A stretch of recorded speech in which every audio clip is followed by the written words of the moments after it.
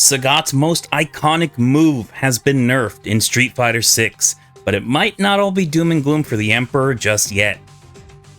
Saludos mi gente, greetings everyone, my name is Dream King, and today we are talking about the glorious Street Fighter 6 Sagat gameplay trailer that just dropped. Capcom has finally unleashed it upon the world, and it is every bit as incredible as we had hoped. There's a lot to talk about here. We learned a lot about Sagat today. He is obviously the first character for Season 3, and he will be coming next month. But the trailer showed a lot of crazy stuff. There are some things that are a little bit concerning, some things that are incredibly hype, and other things that look pretty darn strong. So we are going to talk about all of that good stuff and get into the major takeaways from the trailer and the blog. So let's just dive right into everything Sagat in Street Fighter 6. Alright, let's get to the general Season 3 news first. Capcom has announced that the Season 3 Character Pass is now available for pre-order. This will get you all 4 of the Season 3 DLC characters, which includes Sagat, Sea Viper, Alex, and Ingrid. It also includes one additional DLC stage, which is Sagat stage, and we saw that in the trailer. It's a little bit interesting because last year we had 2 new stages, and this year we only have 1. And I believe we have the same price for the character passes between Season 2 and Season 3, so getting a little bit less this year with the Season Pass for the same amount of money. Kind of a bummer, but, you know, we'll see if maybe Capcom feels generous down the road and maybe they throw in an extra special stage or something for free. Or maybe that's just a little bit of wishful thinking, I don't know, but we'll see. With the announcement of the Season Pass, we also got new details on it, and we've got a breakdown of the release window for each of the Season 3 DLC characters. So obviously we are getting Sagat on August 5th, Sea Viper is scheduled for a fall 2025 release, Alex will be early spring 2026, and Ingrid is late spring 2026. So by late spring next year, we should have all 4 of the Season 3 DLC characters fully launched and ready to go. As we mentioned earlier, Sagat's new stage is coming along with his patch on August 5th. It's called Proud Spire, and it's essentially a reimagining of his classic stage that's been in several Street Fighter titles in the past. It looks incredible. I mean, probably the best rendition of it so far. Maybe I'm just being biased because I'm excited, but it looks really, really good. We get to see his tiger chilling in the background. It looks awesome. With all of that out of the way, let's talk about some haves and have-nots for Sagat in Street Fighter 6. He's got a lot of new interesting stuff and is lacking in other areas, which is really interesting, but let's just get right into it. Let's start with the haves. So obviously he's got his classic Tiger Knee, Tiger Uppercut, and Tiger Shot moves. We see that his Tiger Knee, when spaced correctly, can go over projectiles. He flies clean over Ryu's Hadouken in one scene of the trailer, which looks really cool and should be pretty interesting for some anti-zoning techniques and stuff. We also learned that Tiger Knee, when spaced properly, is plus on block, so that'll help with him getting in and getting pressure started, so that's really good. We also saw that Sagat has a charged version of his heavy Tiger Uppercut. This makes the move stronger and adds a mid-air knee attack after the uppercut, which appears to wall splat the opponent. I'm very curious about this follow-up because it seems like if he does it close enough to the corner, he might get a follow-up attack. So this might be a pretty interesting way to extend his combos, but we'll have to wait and see and wait to play him to see if that actually works. But from the looks of it, it might be a thing, which will be pretty cool. Sagat also has a lot of target combos in Street Fighter 6, and they seem to be tied to normals that he uses in neutral. So we see stuff like his standing heavy punch has a target combo tied to it now.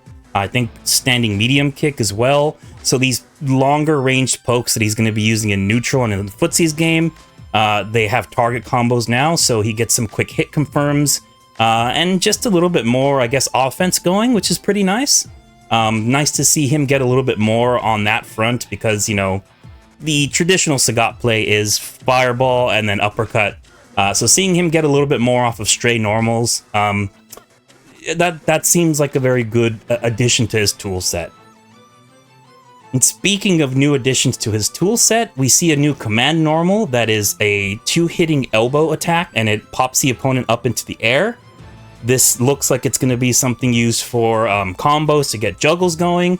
and it also might be a good anti-air. He does it pretty high up. He's not crouching or anything like that. So it might end up being like a quick normal anti-air that you can use when, say, you're not ready for the uppercut or not ready for standing heavy kick from further out, which we do see in the trailer later. This seems like a really interesting addition to his moves because it kind of covers something that I don't know if it's necessarily been a problem for Sagat, but I'd say that in previous games he's lacked a little bit on the anti-air front because it's usually uppercut, or if he's further out, you know, standing heavy kick or forward heavy kick, which he can usually extend with like a trade or something like that. But if he has a quick hitting normal that sends the opponent into a juggle state, that might let him get some more damage and stuff a little bit more easily, which makes it even more of a threat to jump over his fireballs. So nice to see some of his other areas kind of rounded out a little bit. As far as his have-nots, I think everybody who watched that trailer noticed that crouching medium kick was never shown to be special or drive rush cancelable in the trailer. This one is a little bit dicey because Sagat doesn't really feel like he's a character that needs a drive rush cancelable crouching medium kick. But that said, not having it special cancelable is also kind of...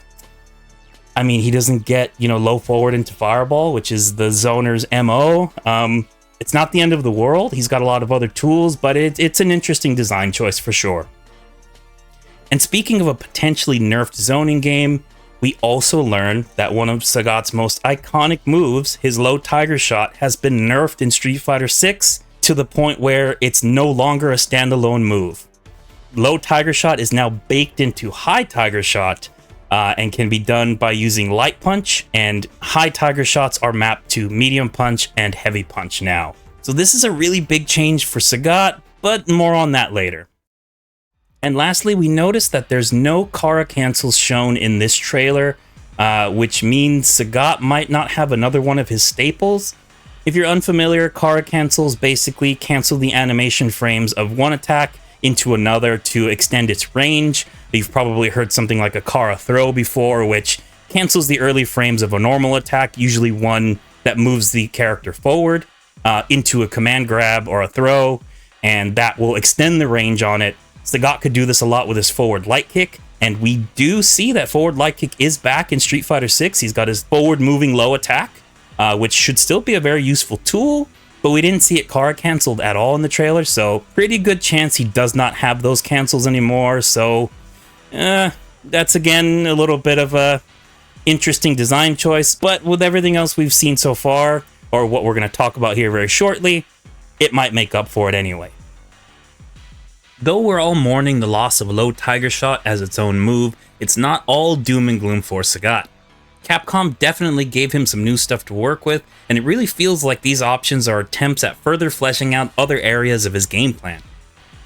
Essentially, Sagat has follow-ups for days, and by that I mean he has two moves where you can use various follow-up attacks that basically change up what he's trying to do in the match. Let's start with his brand new move, Tiger Nexus, which, if you've played Street Fighter 6 before, it's Jinrai kicks. It's Ken's Jinrai kicks. They gave them to Sagat, but they do some different things here. So Tiger Nexus is a knee strike that has 3 different follow-up attacks. There's Mighty Tiger, which is a standard overhead. Greedy Tiger, which is plus on block, but it whiffs on crouchers, so it's kind of similar to Akuma's standing heavy kick. And lastly, we have Nova Tiger. This attack is a launcher, and it allows Sagat to combo after it. Nova Tiger can hit both standing and crouching opponents, and it's also plus on block, but the caveat here is that it won't combo directly from light or medium Tiger Nexus, so there's going to be an opening there if you use the light or medium version. But that said, if you do get the Nova Tiger out, it will be plus on block if the opponent blocks it. Also getting the follow-up treatment is Sagat's level 2 super. It's called Savage Tiger, and it is invincible on startup, meaning it's going to be a great reversal, or it should be a useful reversal on wake up. But this super has 4 different follow-ups that Sagat can use, and it's kind of similar to something you'd see in Killer Instinct 2013, where he's got different enders that do different things. Savage Tiger Raid is the first follow-up, and this is essentially your damage ender. It does the most damage out of all 4 of the options. Savage Tiger Zenith launches the opponent into the air for a follow-up combo. Savage Tiger Pendulum is the side switch ender, so if you're cornered and you want to get out of the corner, you use this ender from level 2, and bam, you are now in an advantageous spot. And lastly, you have Savage Tiger Stomp, which leaves Sagat the closest to the opponent after, so it's your Oki ender. Now let's address the giant elephant or tiger in the room. Low Tiger Shot has been nerfed in Street Fighter 6, and it is no longer a standalone move. Why is this important? Well, traditionally, Sagat has had both High Tiger Shot and Low Tiger Shot as their own standalone moves, with High Tiger Shot being mapped to the punch buttons and Low Tiger Shot being mapped to the kick buttons. With this setup, Sagat can throw High Tiger Shots at different speeds and also Low Tiger Shots at different speeds, which helps him set up his extensive zoning game. Here in Street Fighter 6, when you throw fireballs, you will get the Low Tiger Shot if you hit Light Punch with Sagat, and you will get High Tiger Shots with both Medium Punch and Heavy Punch, and they will vary in speed depending on the strength of the button you use there. So they're all in the same special move now. And like we just talked about, this means that his fireball game isn't quite as robust on the surface, and that could potentially be a pretty big nerf for him overall. However, from what we saw in the trailer, his zoning game might still be pretty damn strong. And there are several reasons why. For starters, we saw what were basically direct comparisons between Ryu's fireballs and Sagat's fireballs, and in those instances we saw clips where basically they both throw a fireball at nearly the same time, and Sagat's hits its mark first, meaning they're likely faster. There's also a clip in the trailer where Sagat throws a High Tiger Shot, then a Low Tiger Shot at Bison from full screen. Bison blocks the High Tiger Shot, then tries to OD Psycho Crusher through the Low Tiger Shot, but Sagat recovers in time and is able to OD DP to counter it. So based on what we're seeing there, it seems like his fireballs are still pretty darn fast and that they should recover pretty quickly, giving him the ability to set up his zoning traps like he normally would with that robust fireball game that he used to have. On top of that, we see that Sagat's OD Tiger Shot hits 3 times as opposed to the regular 2 hits that we normally see for OD Fireballs in Street Fighter 6. This means that his OD Tiger Shot should beat it out, assuming that the fireball that's coming is a 2-hitter. But best of all, Sagat's level 1 super is crazy fast.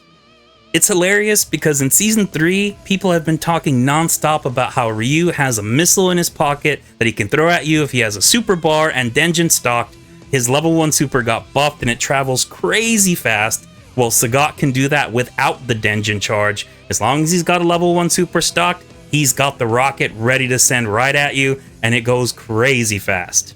There's a clip in the trailer where both Ryu and Sagat throw fireballs at each other. Then Ryu throws a level 1 super, not the Denjin, but just the regular, and Sagat fires back with his own level 1. He's got enough time to send it out. It beats all of the hits of Ryu's level 1 super, and then flies right through it and still punishes Ryu during the recovery of his level 1. So it is crazy fast. Have I said that enough? It is so fast. We also learned that Sagat can combo his level 1 super after OD Tiger Shot, and we do see that a little bit in the trailer from like a high up juggle, but the implication here is that he can basically use OD Tiger Shot in the zoning game or during, a fireball war as a counter zoning, get the hit, and then confirm into a level 1 super from further out, which should give him some really good damage and just make his fireball game more threatening. So while Sagat's fireball game definitely seems weaker on paper in Street Fighter 6, he's got a lot of other things tied to it that might make his zoning actually pretty damn strong in this game. Sagat looks fantastic in Street Fighter 6 so far. His stage looks amazing as well, and even though it looks this good, it's still a shame that it's the only stage we're getting this season, sans a potential surprise free stage if Capcom wants to be generous. His most iconic move, the Tiger Shot, has been nerfed here in Street Fighter 6 by making it so that he no longer has different speeds of the low version. That being said, his zoning capabilities still look very strong in their own right thanks to not only the speeds and recovery on each projectile, but some of the properties of his attacks overall. Additionally, it feels like Sagat got a lot of tools that bolster him up in areas where he was a bit weaker before, And that's amazing to see, as just a traditional version of Sagat in Street Fighter 6 would likely get mauled and feel like he's lacking as a character. But now he has follow-ups for days to not only mix up his opponents, but pressure them as well, has different enders for level 2 super to give him whatever he needs in any particular match, and potentially more anti-airs to make jumping on him even more of a threat. What do you think of Sagat's gameplay in Street Fighter 6? Let us know in the comments below. Be sure to subscribe to the channel as it's a big help. Like this video, share it, do all that good stuff, and we'll catch you on the next one. I